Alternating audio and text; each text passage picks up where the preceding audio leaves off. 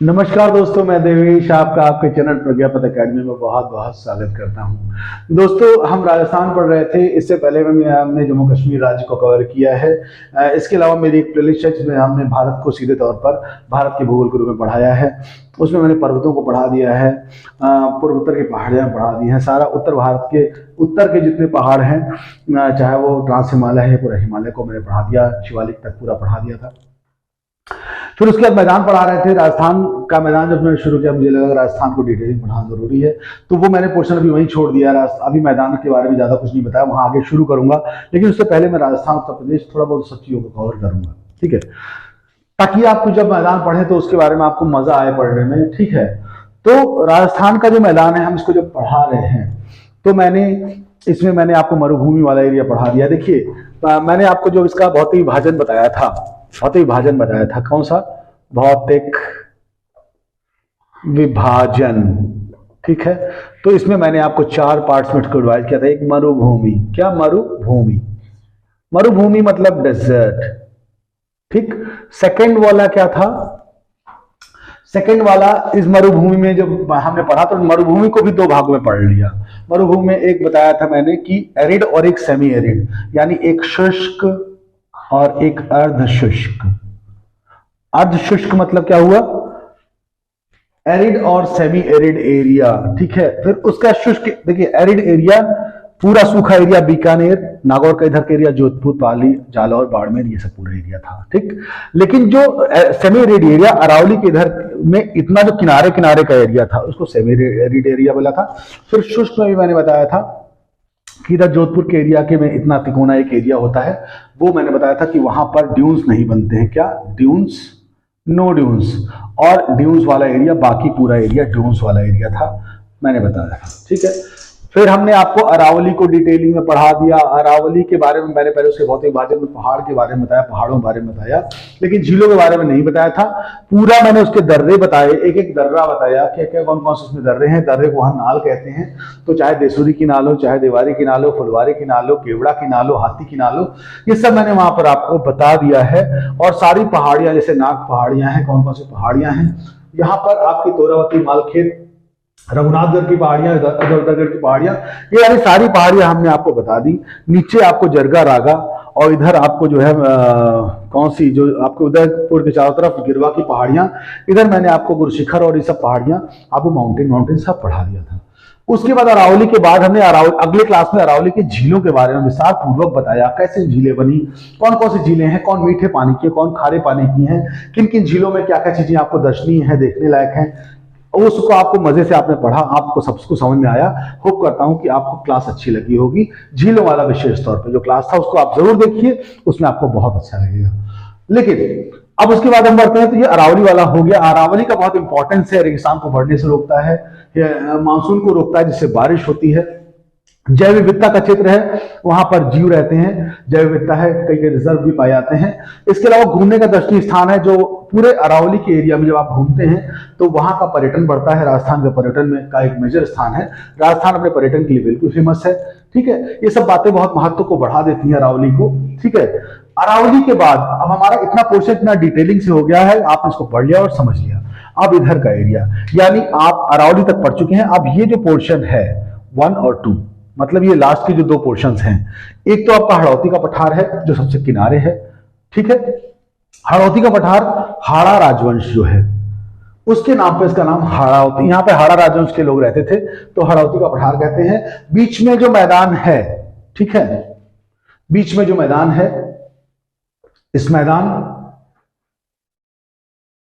को जो है अभी हम डिटेलिंग से पढ़ने जा रहे हैं। शुरू करते हैं, ठीक। तो इसको पढ़ने की शुरुआत, हाँ अभी मैं लिख तो दूं, मैदान फिर था, फिर तीसरा है पठार। पठार में मेनली हड़ौती का पठार वो मेन है, ठीक। चलिए फिर शुरू करते हैं। बहुत गंदा हो गया है,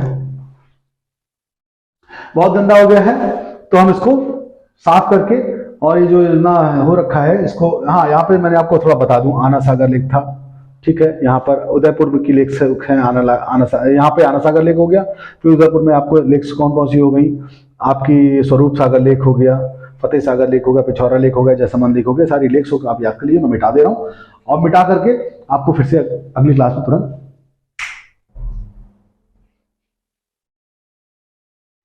ठीक है। तो अब शुरू करते हैं नई क्लास। बिल्कुल समझिए इसको। थोड़ा बहुत मैंने इसमें आपको ब्यौरा दे दिया, पिछला जो भी रहा। तो यहाँ पर सब मैंने झीलें उले बताई थी, कैसे दर्रे सब मैंने बता ही दिए थे। देखिए ग्रीन कलर से मैंने आपको पहाड़ी दिखाई है। आपको ये कौन सी अरावली की पहाड़ियां बताई, जो ऊपर से ऐसे आती हैं, बीच में जुड़ती हैं, बीच में थोड़ी नाटी हो जाती हैं, उधर लंबी हैं। सबसे ऊंची पहाड़ियां इधर हैं। ठीक, मैंने आपको बताया था आबू और गुरु शिखर सबसे ऊंचा है, 1722 मीटर ऊंचा है। बीच में इसकी 800 और 900 मीटर ऊंचाई पड़ती है। उधर 1055 मीटर ऊंचाई रघुनाथगढ़ की पहाड़ियां हैं। ठीक, ये सब बातें मैंने बताई। इसके अलावा मैंने बैराठ बताया था, बैराठ की पहाड़ियां जहां पर अज्ञातवास पांडवों ने बिताया था, वो सब एरिया हो गई। जयपुर के चारों तरफ एक पहाड़ियां हैं, अजमेर में चारों तरफ, अजमेर शहर के चारों तरफ गोल गोल पहाड़ियां, नाग पहाड़ियां हैं। चलिए, तो जो अजमेर के चारों तरफ गोल गोल नाग पहाड़ियां है, वहां से आपकी कौन सी लूनी नदी इधर तरफ निकलती है। ठीक, यहां पर बूंदी और अजमेर जहां पर मिलते हैं, उसके बाद राजसमंद का एरिया शुरू होता है। यहीं पे एक जगह खमनौर, इसी पहाड़ी में कौन जगह खमनौर। ठीक है, खमनौर। ठीक है, उसमें आपका यहीं से नदी निकलती है, उसको कहते हैं बनास नदी। ये निकलती है, इधर चली जाती है और जाकर के आगे किससे मिल जाती है, बनास नदी निकलती है और चंबल नदी में आके मिल जाती है। ठीक, ये कौन सी नदी हो गई, बनास नदी। कौन सी, बनास। ये देखिए खमनौर एरिया जो राजसमंद का एरिया है, वहां से निकलती है। उसमें जो है मेन बात ये है, गोरान घाट दर्रा। आपने यहाँ खमनौर के जहां मैं पढ़ा रहा हूं, यहीं पे गोरान घाट दर्रा पढ़ा था आपने। पाली पे एक रेलवे स्टेशन पढ़ा था, उस रेलवे स्टेशन का नाम क्या था, Marwar station, Marwar railway station, Marwar junction. वहां से होते हुए आपका इधर राजसमंद के एरिया में एक रेलवे लाइन आती है, वो बीच में गोरान घाट दर्रे को क्रॉस करती है। वहीं पर खमनौर हिल्स हैं, वहीं से आपकी बनास नदी निकलती है, जो कि आगे जाकर के टोंक और इधर के एरिया को पार करती हुई बनास जो है आपकी कौन सी नदी में है, चंबल नदी से जाकर के मिल जाती है। ठीक है, तो इधर का एरिया मैदानी एरिया में बेसिकली इधर इसलिए है क्योंकि यहाँ पर 80 सेंटीमीटर तक बारिश मिल जाती है। 80 सेंटीमीटर बारिश मिलने का मतलब है इधर से आपकी बंगाल खाड़ी से हवाएं आती हैं, तो टकरा करके अरावली से थोड़ा ऊंचा एरिया पा करके थोड़ी बहुत बारिश करती है। ठीक है, ठीक, तो ये पूरा मैदान का एरिया निकल जाता है। फिर इधर बूंदी से, बूंदी के दक्षिण पूर्वी भाग से लेकर के किनारे किनारे चित्तौड़गढ़ तक के एरिया और झील, ये 12 झालावाड़ और थोड़ा सवाई माधोपुर का एरिया। यानी कि अगर इतना एरिया हम बताएं, इतना एरिया, इसको किसी और पेन से दिखा दें क्या, इसको रेड पेन से दिखा देते हैं। इतना एरिया जो आपका है,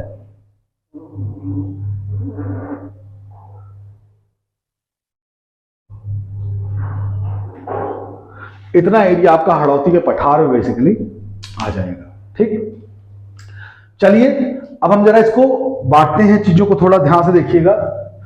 मैंने जिलों को नहीं मिटाया ताकि आपको एक अच्छा आइडिया रहे, इसलिए जिलों को मैंने मिटाया नहीं, लेकिन तब भी आप समझने की कोशिश करिएगा। तो जो मैदानी एरिया है, ठीक है, जो मैदान है, मैदान बेसिकली 3 पार्ट में, मैदान को मैं बेसिकली 3 पार्ट से बांट लेता हूं। ठीक, आप इसको समझिए मरुभूमि में अरावली, मैदान और पठार। तो इसको मैं मिटा देता हूं। भौतिक विभाजन तो आप जान ही गए, इतनी बार लिखा हुआ है, इतने दिन से लिखा हुआ है। तो अब आप इसको मैदान को ऐसे मान लीजिए, मैदान, कौन सा मैदान, यही पूर्वी मैदान। पूर्वी मैदानी एरिया किसका, राजस्थान का पूर्वी जो मैदानी एरिया है, इसको अगर हम डिवाइड करें तो 3 तरीके से बेसिन के आधार पर ही मान चलते हैं। बेसिन समझ लीजिए, तो एक नदी आपकी देखिए अलवर के पास से निकलती है। ठीक, जहां मैंने आपको कंकनवती पठार बताया था, कांकनवती पठार बताया था। ठीक, वो जो है उदयगढ़ की पहाड़ियां बताई थी। तो वहां पे जो ये आपका अलवर का एरिया, वहां से निकलती कौन सी, बाण गंगा नदी, और जाकर के भरतपुर में एक मोती झील है, मोती लेक, मोती झील, उसमें समाहित होती है। तो ये कौन सी नदी है, बाण गंगा नदी है, बाण गंगा नदी। तो इसका बेसिन हो गया बाण गंगा बेसिन, बाण नहीं, आड़ ऐसा होगा, बाण गंगा। और दूसरा या क्या होगा, बाण गंगा बेसिन हो गया। और दूसरा बेसिन आपका बनास बेसिन हो गया, बनास बेसिन, बेसिन। और तीसरा बेसिन क्या हो गया? हाँ, तीसरा बेसिन आपका यहां पर माही नदी गुजरती है ऐसे, माही, कौन सी? माही। ये डूंगरपुर, बांसवाड़ा, उदयपुर का दक्षिण क्षेत्र, तो ये माही बेसिन, ठीक है, ये हो गया माही बेसिन। लेकिन अब एक चीज आप भी और भी जान लीजिएगा कि यहां पर एरियाज बटे हुए हैं। माही बेसिन का एरिया में इधर आपका मेवाड़ एरिया पड़ता है, मेवाड़ क्षेत्र हो गया, क्षेत्र वाइज भी बता दे रहा हूं, मेवाड़ क्षेत्र हो गया। बनास बेसिन जो पड़ेगा आपका, उसमें आपका खैराड क्षेत्र पड़ेगा। और सबसे ऊपर जो है ये होगा मालपुरा, क्या? मालपुरा। ये मैदानों का विभाजन देखिए दो तरीके से हो गया। एक तो बाणगंगा वाला जो एरिया, उसको मालपुरा रीजन कहेंगे, बाणगंगा नदी के हिसाब से हो गया, ये क्षेत्र के हिसाब से हो गया, यानी इसको बोलते हैं मालपुरा का मैदान। मालपुरा का मैदान, खैराड का मैदान, मेवाड़ क्षेत्र का मैदान, ये मैदान हो गए, मैदानों के नाम हो गए, ठीक। और जिन नदियों के बेसिन वो क्षेत्र होता है जहां जो नदी द्वारा संचित एरिया होता है, ठीक है। नदी द्वारा संभर एरिया जो होता है बाणगंगा से, बनास से और तियानी नदियों के आसपास के एरिया में है, इसलिए इसको नदी के हिसाब से और क्षेत्र के हिसाब से ऐसे कहा जाता है, ठीक। तो हम ऊपर से लाइन से आपको बताना शुरू करते हैं। देखिए ये जो आपका ऊपर का एरिया है, बाणगंगा वाला जो बेसिन का एरिया है, यानी पहला मालपुरा एरिया जो है, इसमें आपका जयपुर, दौसा, सवाई और टोंक, यानी आप इतना मान लीजिए जयपुर, दौसा, सवाई और टोंक, ये इतना एरिया जो है, इसको बना दो तो बड़ा अच्छा अजीब लगेगा, लेकिन फिर भी जान लीजिए। ये जो इधर का बेसिन है मैदान का, इसका नाम क्या रखा गया है? लिख दूं क्या? मालपुरा। क्या बोलेंगे? मालपुरा क्षेत्र। पर जान लीजिए मैदान वही सिंपल सा मैदान है, कुछ में बहुत कुछ खास नहीं है। मालपुरा क्षेत्र हो गया। फिर आपका जो टोंक से लेकर के अजमेर और भीड़वाला और बूंदी, टोंक, अजमेर, भीड़वाला और बूंदी, टोंक, अरे भैया काहे नहीं निकल लो, टोंक, अजमेर, भीलवाड़ा और बूंदी, ये जो एरिया है, इस एरिया का नाम, ठीक। टोंक ये तो लिख दें, ऐसे क्या लिख दें? क्या पहला मैंने क्या क्या बताया? पहला बताया आपको जयपुर, सवाई के इधर का एरिया जो आपको जयपुर, टोंक और दौसा, जयपुर और इधर दौसा, जयपुर और टोंक। चलिए इन तीनों के बीच का जो एरिया हो गया, ये कौन सा एरिया हो गया? मालपुरा एरिया हो गया। कौन सा? मालपुरा। अब ज्यादा सही समझ में आ रहा है, वहां थोड़ा भीड़ बन रही है यहाँ पे। तो मालपुरा, जयपुर, दौसा, टोंक का एरिया, ठीक। उसके बाद अब देखिएगा टोंक से, अभी टोंक इधर ले लेते हैं, टोंक यहां ले लें। चलिए अब अगर इस टोंक को हम शामिल कर लेते हैं तो टोंक के नीचे का एरिया इधर कर लेते हैं, इधर कर देते हैं भीलवाड़ा, देखिए टोंक, और इधर बूंदी, भीलवाड़ा, तो इधर कर देते हैं बूंदी, इधर कर देते हैं भीलवाड़ा। अब इसके बीच का एरिया कौन सा हो जाएगा बताइए? खैराड़ का मैदान। अजमेर भी होगा यहां पर, आप समझ लीजिए यहां अजमेर भी है, तो यहां पर खैराड़ का मैदान। कौन सा? खैराड़। अब उसके बाद भीलवाड़ा यहां पे हो गया। अब भीलवाड़ा के नीचे आ गए तो अब आप समझ लीजिए थोड़ा राजसमंद का एरिया ले लीजिए, चित्तौड़गढ़ का एरिया ले लीजिए, ये जो आपका है, ठीक। चित्तौड़गढ़, राजसमंद, क्या है? उदयपुर, चित्तौड़ और राजसमंद, भीलवाड़ा। तो भीलवाड़ा इस कोने में रखिए, इधर चित्तौड़ रखिए, इधर रखिए राजसमंद, और उदयपुर भी रख लेते हैं। चलिए इस कोने का जो एरिया है, ये एरिया क्या कहलाएगा? ये एरिया आएगा मेवाड़ क्षेत्र। मेवाड़ रेड से लिखना था लेकिन मैंने इसे लिख दिया, लाओ रेड से लिख लेते हैं। क्या? मेवाड़। मेवाड़ का मैदान, तो आपका मालपुरा का मैदान, जयपुर, दौसा, टोंक, खैराड़ का मैदान, भीलवाड़ा, बूंदी, मेवाड़, और मेवाड़ का मैदान, भीलवाड़ा, राजसमंद, उदयपुर, चित्तौड़, ये एरिया। और उसके बाद का जो क्षेत्र है उदयपुर और इधर का जो एरिया है, उदयपुर के साथ लगा हुआ कौन कौन सा हो गया? डूंगरपुर, डूंगरपुर और अंतिम वाला का है बांसवाड़ा, बांसवाड़ा, डूंगरपुर और बांसवाड़ा और उदयपुर। इस एरिया को बोलते हैं लूनी का क्षेत्र। क्या? लूनी, लूनी क्षेत्र, सॉरी लूनी कह रहे, माही, माही क्षेत्र। चलिए सबको थोड़ा सा आप पढ़ लेते हैं। इसमें जो है आपका, अब मैं बता दूं, थोड़ा चीजों को जानना बहुत जरूरी हो रहा है। वो ये हो रहा है कि जब आप अभी मैं आपको जब पढ़ाऊंगा आपको मालवा का पठार, तो मालवा का पठार क्या है, मध्य प्रदेश के उधर के एरिया में शुरू हो जाता है और उसकी पश्चिमी सीमा आपके चित्तौड़गढ़ तक आती है। चित्तौड़गढ़ और उधर तरफ घूमेगा, ग्वालियर का एरिया कवर करेगा और ग्वालियर के एरिया के बाद नीचे से इधर होता हुआ उज्जैन तक का एरिया, उधर उज्जैन, इधर आपका ग्वालियर से पहले का एरिया, इधर आपका ये लाइन पकड़ते हुए और चित्तौड़गढ़ तक का ये मालवा का मेन पठार है। मालवा के में जो नदियां बहती हैं वो ढाल इधर पा करके चाहे चंबल हो, बेतवा हो, केंट हो, सोन, इधर का जो एरिया में भागती हैं और आकर के यमुना नदी से जनरली मिल जाती हैं। चाहे वो मेन आपकी नदी कौन सी है, यहाँ पे आगे चंबल नदी है। चंबल नदी इस किनारे को पकड़ते हुए बहती है और आकर के जाकर के यहाँ पर आकर के इस जगह पर इटावा एरिया पड़ता है, इटावा में जाकर के वो मिल जाती है। उत्तर प्रदेश का इटावा जिले में जाकर के वो चंबल नदी ऐसे बॉर्डर पकड़ते हुए आ रही है और यहां से होते हुए इधर से आती है और जाकर के इटावा वाले एरिया में यमुना नदी में मिल जाती है। तो मजे की बात यह है, जो खास बात इंपॉर्टेंट याद रखने वाली है कि जो मालवा का पठार है इसमें रोलिंग प्लेन्स पाए जाते हैं।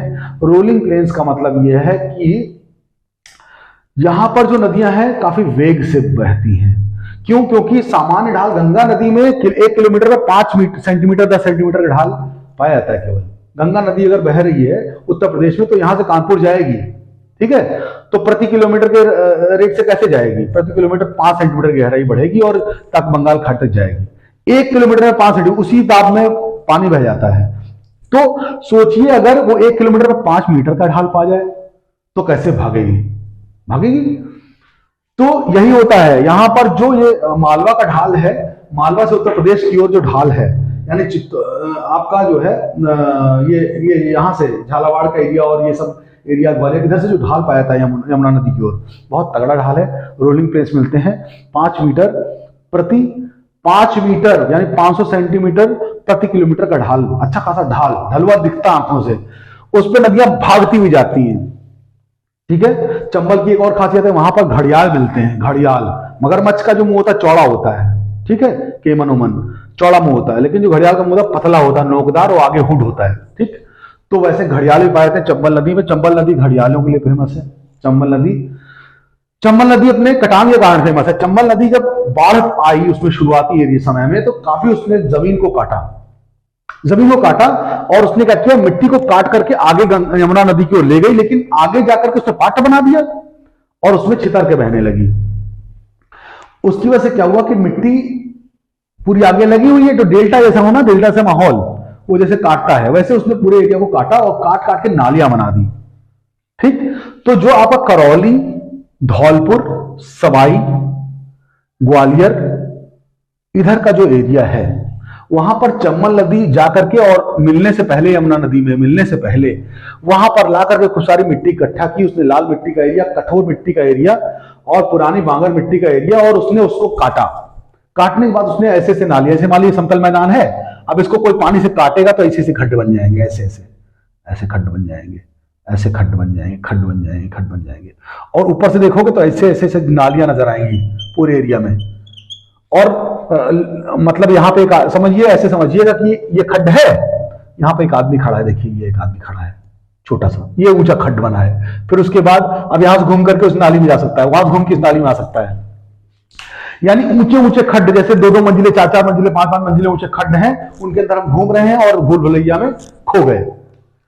और उसमें डाकू लोग रहते थे। चंबल के डाकू हैं, जो आपने वो पिक्चर देखी है कौन सी, जिसमें जय और वीरू होते हैं, ठीक है, शोले मूवी में वो कहता ना, लाई हाथ हमका दे दे ठाकुर, है ना, वो मूवी, उसमें कहता है कितने आदमी थे सांबा, ठीक। तो वो जो बैठा होता है सांबा, ऊपर टीले पर, वो यही की शूटिंग होती है, यानी चंबल के बीहड़ों में शूटिंग होती है। इनको बीहड़ एरिया बोलते हैं। क्या बोलते हैं? बीहड़। तो जो आपका मालपुरा रीजन है उसके पूरब में, पूर्वी हिस्सा जो मालपुरा का है, वहां पर बीहड़ और खड्ड बनते हैं। कौन से? बीहड़ बनते हैं, बीहड़। इसको गली, गली GULLY, गली इरोजन, गली इरोजन यानी कि गली अपर्दन, गली अपर्दन, गलियां बन जाती हैं तो गली अपर्दन कहते हैं इसको, बीहड़ बोलते हैं। और इसको बस बीहड़ और खड्ड ये सब बोलते हैं। तो वो एरिया आपका मालपुरा वाला एरिया हो गया। खैराड एरिया जो होता है, खैराड एरिया जो है ये भी मेनली क्या होता है? पुरानी बांगर मिट्टी। खैराड एरिया कैसा कैसा बना होता है? बांगर मिट्टी द्वारा। बांगर, दो तरह की मिट्टियां होती हैं। कौन कौन सी मिट्टी होती है? जब कोई नदी, मैंने आपको पढ़ाया था, जब कोई नदी अपने साथ मिट्टी को काट कर लाती है, तो जो नदी के बिल्कुल किनारे का एरिया होता है, जहां पर हर साल नदी नई नई मिट्टी लाकर रखती है, उसको खादर एरिया कहते हैं। और जब नदी शुरू में बनी थी तो दूर दूर तक के एरिया में जो मिट्टी को उसने पाटा था, जैसे उसको, इस एरिया को कहते हैं बांगर एरिया। बांगर एरिया पुरानी मिट्टी का कम उपजाऊ क्षेत्र होता है, जो कि खादर से कम उपजाऊ होता है, उपजाऊ होता है वो भी। तो वहां पुरानी मिट्टी होती है और थोड़ा बहुत कटान की वजह से वो कड़ी हो जाती है। तो जो आपका खैराड का एरिया है, खैराड का मैदान, वो कुछ इसी तरह का मैदान है। मेवाड़ क्षेत्र का मैदान, अच्छी खासी बारिश होती है यहाँ पर, सबसे ज्यादा बारिश इसी एरिया में होती है। अगर सबसे ज्यादा अच्छी बारिश के एरिया को हम बताएं तो उसमें राजसमंद के इधर का जो एरिया है, ठीक है, राजसमंद के इधर का एरिया, उदयपुर, चित्तौड़गढ़, भीलवाड़ा, राजसमंद, इधर के दक्षिण का एरिया जो है उसमें अच्छी खासी बारिश हो जाती है। ठीक है, तो यहां का मैदान सबसे ज्यादा हरा भरा है, बहुत अच्छा खासा हरा भरा है। यह है मेवाड़ का मैदान। मेवाड़ का मैदान जो है, ठीक है, मेवाड़ का जो मैदान है, इस एरिया में आपको अच्छी खासी बारिश मिलेगी और बहुत ही ज्यादा अच्छा खासा हरा भरा और पर्यटनशील एरिया है। तो मालपुरा का मैदान हो गया, मालपुरा के उत्तरी हिस्से में आपको क्या है, गली पर्दन मिल जाएगा। ठीक, खैराड का एरिया में आपको क्या होगा, बांगर के क्षेत्र मिल जाएंगे। मेवाड़ एरिया में आपको हरा भरा एरिया मिल जाएगा। ठीक है, तो आपका यही मेन चीज है। इसके बाद में क्या है कि जो दक्षिण का एरिया है, ये माही क्षेत्र है। थोड़ा माही क्षेत्र को और हम अच्छी तरह से बता सकते हैं। माही नदी का जो क्षेत्र है, लास्ट इसको हम, इसमें क्या है, 56 का मैदान बोलते हैं। क्या बोलते हैं उसको? 56 का मैदान। ये भी जान लीजिए, जो सबसे दक्षिण का एरिया है, यानी ये एरिया, इसमें एक मैदान का एरिया मिलता है, उसको 56 का मैदान। असल में वहां 56 गांव बसे हुए थे। शुरुआत में इसका नाम जब पड़ा तो 56 गांव के एरिया जो है उस एरिया में है, तो उसको 56 गांव की वजह से, क्या, 56 गांव, कुल मिला के 56 गांव वहां पे एरिया था, इसलिए उसको 56 का मैदान कहते हैं, इसलिए इसको फेमस किया है। अच्छा, और चित्तौड़गढ़ में आप जानते हैं कि ये एरिया में जो है बाघों का एरिया है। ठीक है, थोड़ा सा चूंकि मध्य प्रदेश से भी लगता है, तो बाघ लोग पहले यहाँ पर बहुत थे, बाघ यानी जिनको हम टाइगर बोलते हैं। टाइगर का बहुत अच्छा रिजर्व था चित्तौड़गढ़, अभी भी टाइगर रिजर्व है, लेकिन फिर भी वहां पर बाघ का है, तो इसको क्या बोलते हैं, इसको आपका व्याघ्र घाट, क्या, बाघ घाट, बाघ घाट या व्याघ्र घाट, व्याघ्र घाट, इस तरफ के एरिया को व्याघ्र घाट भी कहते हैं या बाघ घाट भी कहते हैं। 56 का मैदान इसको कहते हैं। इसमें व्याघ्र घाट होते हैं, जैसे बागड़बिल्ला, बागड़बिल्ला सुना है आपने, तो चीते होते के लिए बागड़बिल्ला बोलते हैं, तो बागड़ क्षेत्र भी बोलते हैं। क्या बोलते हैं? बागड़बिल्ला, बागड़ क्षेत्र। तो बागड़ क्षेत्र, बाघ क्षेत्र, व्याघ्र घाट क्षेत्र, 56 का मैदान, ये माही क्षेत्र का मैदान है, ये उपजाऊ मैदान है, अच्छा खासा एरिया ये है। ठीक है, तो ये आप इतना आपको समझ में आ गया होगा। मैदान के क्षेत्र में आपके 4 ही पार्ट है, मालपुरा है, खैराड़ है, मेवाड़ है, माही है और बनास है। इतना एरिया आपका मैदानी क्षेत्र है। उसके बाद आपका ये एरिया आ जाता है, इतना एरिया आपका। अब आप इतने एरिया के बारे में समझिए। इतना एरिया आपका क्या क्या कहता है, हड़ौती का पठार कहलाता है। क्या कहलाता है, ये आप समझ लीजिए। माही, मेवाड़, खैराड, मालपुरा, ये मैदानों के नाम है। बाणगंगा, बनास और माही नदियों से बने हुए मैदान है। इनमें क्या क्या एरिया है, दक्षिण की तरफ आपका विशेष तौर पर आता है 56 का मैदान, बाघ घाट, व्याघ्र घाट, बांसवाड़ा क्षेत्र, ये आपका इधर का एरिया है। अब हम आपको ये जो एरिया पढ़ाने जा रहे हैं, जो कि आपका क्या है, क्या है भाई, वो एरिया हमारा है पठार का एरिया। इसको बोलेंगे हम कौन सा पठार, उस एरिया को हम बोलेंगे, हाँ, हड़ौती का पठार। चलिए लिख लेते हैं हड़ौती का पठार। नोट्स आप अपने हिसाब से बनाते रहिएगा, बहुत ज्यादा नोट्स लिखने का समय नहीं, क्योंकि एक्सप्लेन करना में इतना काफी चीजें रहती हैं, एक्सप्लेन कर पा रहे हैं वो बहुत अच्छी बात है, लेकिन बस लिखना बड़ा मुश्किल हो जाता है। हड़ौती का पठार, हाड़ा राजवंश। अगर इसको भी बांटा जाए कुछ क्षेत्रों में तो थोड़ा बहुत इसको हम भी बांट सकते हैं। एक दक्कन पठार, प्रायद्वीपीय पठार का देखिए, भारत में प्रायद्वीपीय पठार जो बना है वो भी यहां तक चला आता है। ये प्रायद्वीपीय पठार का हिस्सा भी इसमें कोने में घुसता है, इसलिए इसको दक्कन का क्षेत्र भी यहां तक आता है। ठीक है, इसको आड़ा वाला क्षेत्र भी कहते हैं।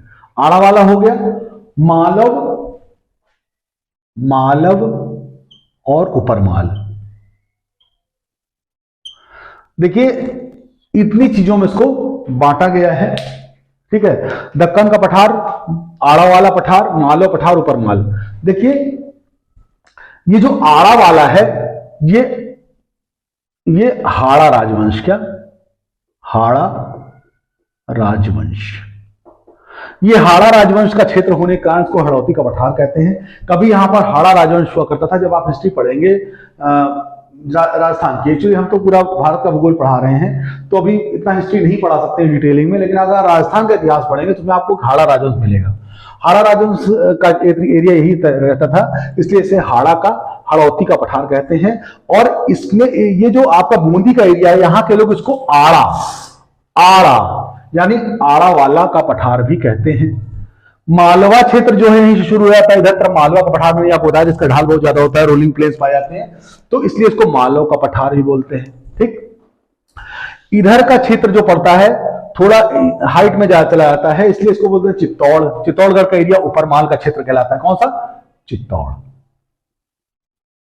चित्तौड़ का क्षेत्र उपरमाल का एरिया, इधर का एरिया मालव का एरिया, आड़ा वाला बूंदी की तरफ का एरिया आड़ा वाला एरिया, और ये पूरा तो दक्कन के पठार में थोड़ा बहुत शामिल है ही है। तो आप इसको दक्कन के पठार, आड़ा वाला, मालव और उपरमाल के क्षेत्र में पढ़ सकते हैं।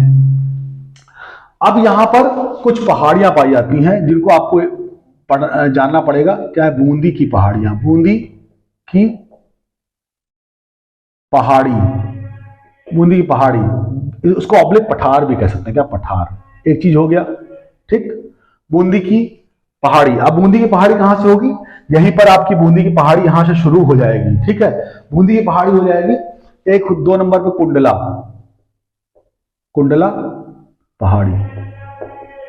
तीसरे नंबर पे आपका होगा मुकुंदरा हिल्स। बहुत फेमस चीज है ये मुकुंदरा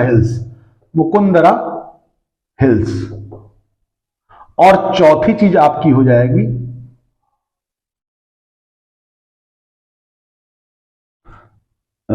गांधार क्षेत्र की पहाड़ियां या पठार। ये जितना है आप पठारी एरिया है, लेकिन इसको हिल्स करके भी बोला जाता है। उस पर आपको विशेष ध्यान देने की जरूरत नहीं है। बूंदी की पहाड़ी या बूंदी का पठार, कुंडला पहाड़ी, कुंडला का पठार, मुकुंदरा हिल्स। एक्चुअली क्या होता है, पठार उठे होते हैं तो उसको पहाड़ी ही बोलते हैं। ठीक, तो पठार ही तो है।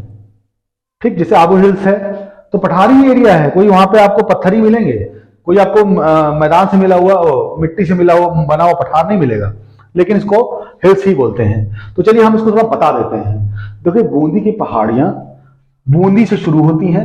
अब आप इसको अगर विशेष तौर पर देखेंगे तो जरा मैं इसको साफ कर लेता हूं, इतना एरिया थोड़ा सा हल्का सा। ठीक, किस पेन से बनाऊं मैं इसको? ग्रीन पेन से बना देता हूं। बूंदी से शुरू होंगी और सवाई माधो तक चंद्राकार एरिया बनाएंगी, चांद जैसा एरिया पूरा बनाएंगी ये पहाड़ियां। ये बिल्कुल पठार एरिया है। ठीक, तो बूंदी से लेकर के बूंदी होगी एक जगह, फिर करौली होगी एक जगह। कौन सी? लखौरी, करौली बोल रहा हूं, लखौरी, बूंदी, लखौरी। और इसका लास्ट क्षेत्र क्या होगा? सवाई क्षेत्र जो पड़ेगा, सवाई माधोपुर तक ही जाएगी बूंदी की पहाड़ियां। अर्धचंद्राकार पहाड़ियां हैं। बूंदी की पहाड़ी कैसी है? अर्धचंद्राकार। अर्ध चंद्राकार, आधा चंद्रमा जैसा बनेगा, ऐसे थोड़ा गोल, हल्की सी और गोल हो जाएंगी। ठीक, अब ये ऐसे करके बनी हुई, इसके इधर आपकी चंबल अंबल नदी बहती है, लेकिन इधर तरफ से बनारस जाएगी। ठीक, अब उसके अलावा एक पहाड़ और मिलेगा आपका, जो कि यहां से लेके खड़ा खड़ा झालावाड़ तक जाएगा। दूसरी लाइन पहाड़ी की खड़ी है, ये देखिए, ये पूरा पठारी एरिया है, लेकिन विशेष तौर पर जो ऊंची पहाड़ियां हैं इन एरिया में, उनका नाम मैं बता दे रहा हूं। यहां से यही इसी कोने शुरू होंगी, बूंदी से शुरू होंगी, बूंदी के दक्षिण से यहां से झालावाड़ एरिया इधर शुरू होगा, ये शुरू होगा। इसके बाद आपके यहां पर कुछ जो है बांध और उसके बांध के सागर मिलेंगे, वो अलग मैं क्लास में बताऊंगा। लेकिन आप आज जान लीजिए, बूंदी की पहाड़ियां जो हैं, इसी बूंदी की पहाड़ियों के साथ में आपकी कुंडला की पहाड़ियां इन्हीं का हिस्सा है। कुंडला, कुछ कुंडल के आकार की मुड़ी हुई पहाड़ियों को कुंडला पहाड़ियां कहा जाता है, कुंडला पहाड़ियां। ठीक है, और ठीक है, कुंडला पहाड़ियां हो गई। और ये लखौरी क्षेत्र में इसमें कुछ पहाड़ियां इस डिजाइन की हैं, घोड़े की नाल के आकार की। ठीक, यहां पर क्या है, चूना पत्थर पाया जाता है। क्या पाया जाता है? चूना पत्थर। कौन से एरिया में? लखौरी एरिया में। जब यहां बूंदी शुरू होंगी पहाड़ियां, लखौरी एरिया में पहुंचेंगी, तो लखौरी एरिया में आपको नाल के आकार की पहाड़ियां पाई जाती हैं, जिसमें चूना पत्थर पाया जाता है। उसके आगे कुंडला पहाड़ियां भी पाई जाती हैं। तो आपने जान लिया कि बूंदी की पहाड़ियों में ही कुंडला पहाड़ियां हैं, और उन्हीं कुंडला पहाड़ियों में ही आपकी लखौरी की पहाड़ियां हैं, जिनमें चूना पत्थर पाया जाता है। तो यानी बूंदी पहाड़ियों में क्या एक चीज मिल गई, चूना पत्थर। क्या? चूना पत्थर, थोड़ा याद रखिएगा। और अक्सर आपने देखा जहां चूना पत्थर होता है वहां बहुत ज्यादा सूखा नहीं रहता है, क्योंकि चूने पत्थर में एक क्वालिटी होती है पानी होल्ड करने के लिए, तो नीचे नीचे पानी होल्ड करता है। अभी आपने राजस्थान में पढ़ा था, तो इधर तरफ में आपने लाठी एरिया पढ़ा था। लाठी, जैसलमेर से लेकर पोखरण के एरिया में लाठी एरिया भी, वहां भी आपको क्या है, इस तरह चट्टाने नीचे पाई जाती, चूना की चट्टाने, और वहां पर आपको थोड़ा हरियाली ऊपर की तरफ मिल जाती है और घास मिलती है। अच्छा, इसके आगे हम मुकंदरा हिल्स की ओर बात करते हैं। मुकंदरा हिल्स ये वाली हिल्स है, ये हिल्स मुकंदरा हिल्स। क्या? मुकुंदरा, मुकुंदरा हिल्स, हड़ौती के पठार में मुकुंदरा हिल्स है। और इसी का लास्ट हिस्सा जो है, अंतिम हिस्सा इसका जो है, उसी को बोलते हैं कौन सा? गांधार की पहाड़ियां। क्या? गांधार। अब आप मान चलिए दो हिस्से हैं, पहाड़ियां तो दो ही हैं, एक बूंदी की पहाड़ी है, उसी में आगे लखौरी और कुंडला की पहाड़ियां जुड़ जाती हैं। ठीक, जो कि सवाई माधो तक जाती हैं। मेनली तो बूंदी पहाड़ियां केवल लखौरी तक है, लेकिन लखौरी से सवाई तक का जो एरिया है, इसी में कुंडला और लखौरी की पहाड़ियां, चूना पत्थर पहाड़ियां पाई जाती हैं। उसी तरह से मैंने इसमें 4 मुकंदरा और गांधार 2 लिखा है, लेकिन है मुकंदरा गांधार एक लाइन से ही, 2 सीरीज ऑफ माउंटेन्स हैं। ठीक, अब आपको समझ में इतना आ गया होगा। इसमें कुछ ज्यादा कुछ है नहीं, यहां पर्याप्त मात्रा में बारिश हो जाती है, कोई समस्या इसमें नहीं होती है। तो बस इससे ज्यादा, हाँ एक चीज और, पठार के रूप में कुछ पठार इन पठारी एरिया से छितरे हुए अलग भी पाए जाते हैं, जिनमें से आप याद कर लीजिएगा। यहां पर हम आपको पठार का नाम बता दे रहे हैं। खमनौर जहां पे था, राजसमंद के ऊपर, जहां गोरांग घाट का मिला था, गोरांग घाट, गोरांग घाट में गोरांग घाट के ऊपर जो है मिला था आपको गोरांग घाट। ये जो है यहां से कौन स्टेशन बताया था, मैं भूल जाता हूं। वो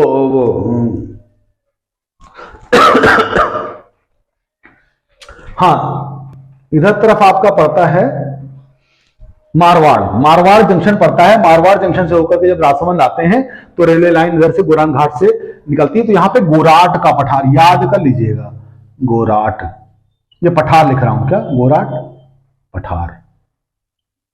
एक हो गया गोराट का पठार, ठीक है। एक हो गया आपका गोराट का पठार, और यहां पर उदयपुर के नीचे जब आप डूंगरपुर बढ़ते हैं, ठीक है, गोमट, यहां पर एक और पठार मिलता है, उसको कहते हैं गोमट का पठार। गोमट का पठार, गोमट का क्या पठार, पढ़ लीजिएगा। मैं यहां ज्यादा डिटेलिंग नहीं लिख सकता, यहां पर जगह नहीं रहती है, तो पठार, तो गोमट का पठार हो गया। गोराट का पठार इधर कहां पे हो गया, पाली जिला और राजसमंद जिला के जोड़ पे इसको गोराट का पठार, वहां गोरांग घाट डर रहा है। और इधर जो उदयपुर के दक्षिण में पठार पाया जाता है, जरगा हिल्स के बगल में, उसको बोलते हैं गोराट का पठार। और उसके बाद जो डूंगरपुर का एरिया है, गोराट पठार थोड़ा लंबा है ऐसे, ठीक, और उसके बाद डूंगरपुर के एरिया में जो पठार पाया जाता है, मैं मिटा नहीं रहा हूं, उसको यही बना दे रहा हूं, ठीक। ये इसको बोलते हैं लसाड़िया का पठार। क्या? लसाड़िया, लसाड़िया का पठार। तो 3 पठार आपको और याद करने हैं। पहला कौन सा होगा? गोराट, दूसरा गोमट, गोराट और गोराट, गोमट लिख दिया, बोमट, सॉरी गोराट से गा ले लिया, गलती से बोल दिया, बोमट। गोराट और गोराट का पठार, बोमट का पठार, और तीसरा कौन सा है? लसाड़िया। 3 पठार आपके ये भी हो गए। तो पठार का रीजन में आपने जो है इन सब नामों को तो पढ़ा ही। इसके अलावा आपने जो है सबसे पहले आपने बूंदी की पहाड़ियां और मुकंदरा हिल्स पढ़ी, उसमें पार्ट्स पढ़े कुंडला और लखौरी, और आपके मुकंदरा हिल्स में आपने गांधार हिल्स पढ़ी।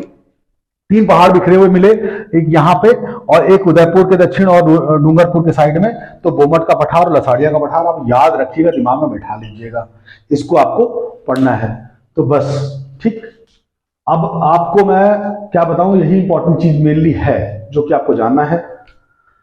तो आज बेसिकली हमारे जो क्षेत्रीय विभाजन हम पढ़ा रहे थे वो हमारा कंप्लीट हो गया। आप लोगों की मदद से मैंने इसको पूरा कर लिया है। तो सबसे पहले आपका इसमें क्या हो गया? शुष्क एरिया हो गया, अर्धशुष्क एरिया हो गया, अरावली की पहाड़ियां हो गई, फिर मैदानी क्षेत्र हो गया, फिर आपका ये कौन सा पठार हो गया? हड़ौती का पठार, हड़ौती का पठार। तो हड़ौती का पठार के साथ में जो है इसको जो ये एरिया है, ये एरिया जो है, ये जो पठार का एरिया है ये थोड़ा पतला पतला होता है, धौलपुर तक चला जाता है, ये भी जान लीजिएगा, बता दूं मैं आपको। यही पहाड़ का एरिया जो है पतला पतला होता ये आपका यहां तक चला जाता है। बनाऊंगा कुछ नहीं, लेकिन ऐसा ही है, बिल्कुल पतला एरिया चला जाता है। इसको बोलते क्या है? विंध्यन कगार। तो एक तरह से मान सकते हैं दक्कन में पठार का एरिया ये पूरा इतना एरिया हो गया, और इसके साथ में थोड़ा सा किनारा का जो है उसको बोलते हैं क्या? उसको बोलते हैं विंध्यन कगार। क्या? विंध्यन कगार। कगार मतलब होता किनारा, विंध्यन कगार का मतलब है कोई जो विंध्याचल पर और माला मध्य प्रदेश में पाई जाती है उसका सबसे ऊपरी हिस्सा, अंतिम हिस्सा विंध्यन कगार यहां तक आता है। मालवा भी यहीं तक आता है, विंध्यन कगार भी यहीं तक आता है, और दक्कन का पठार भी यहीं तक आता है। अब मान चलिए कि ये 3 जो होंगे सीमा रेखा है, विंध्यन कगार का सीमा रेखा, मालवा की सीमा रेखा इधर की, और विंध्य जो आपका दक्कन का पठार है उसका जो सीमा रेखा है वो भी यहीं तक आती है। तो इससे ज्यादा डिटेलिंग मुझे नहीं लगता कि बहुत ज्यादा आवश्यक है, लेकिन फिर भी आप अपना कोई सोर्सेज जो भी आपके हों उनसे ढूंढिए, पढ़िए और विस्तार पूर्वक अध्ययन करिए। और अगली क्लास में मैं, अगर मन करेगा तो मैं एक थोड़ा बहुत चीजें और बता सकता हूं उसके बारे में जो मैं बता दूंगा। अदरवाइज किसी और प्रदेश के साथ में आपके साथ हाजिर होता हूं, और अपने मेन कोर्स को भारत का जो भूगोल है जिसमें मैं मैदान पढ़ाता हूं उसको भी मैं उससे आगे बढ़ाऊं। जो भी होगा आपके आदेश से वैसे ही किया जाएगा। बहुत बहुत शुक्रिया, बहुत बहुत धन्यवाद।